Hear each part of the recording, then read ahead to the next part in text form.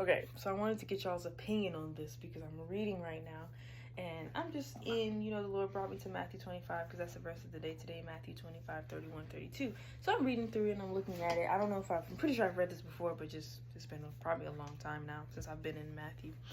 But it's talking about the final judgment, and it's discussing how pretty much Jesus uses the analogy of a shepherd bringing, all of his animals together pretty much, but he separates the sheep from the goats, and the sheep are pretty much his children, and they will be the ones that spend eternity with him in heaven, but the goats are the ones that spend eternity in hell.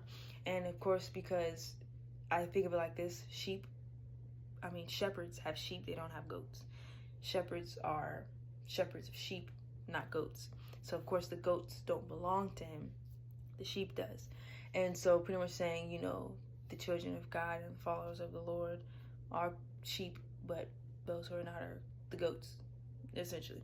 And I was thinking about it, and I was discussing it with the Lord, and I was like, I don't think it's ironic or any form of coincidence that a term that we use today for a person is a goat, greatest of all time.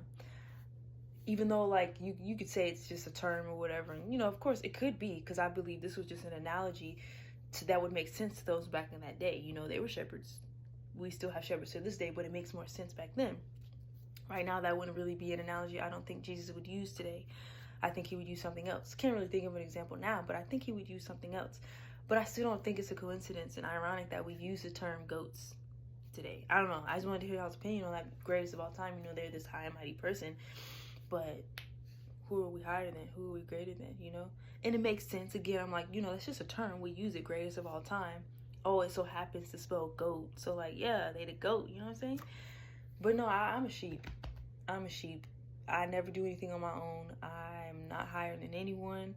Only success that I have in my life is only because of God, as we've seen and I posted about, But yeah, I want to tell y'all's opinion on that because I don't think it's a coincidence that that's a term that we use for someone who's just so great up there, a goat.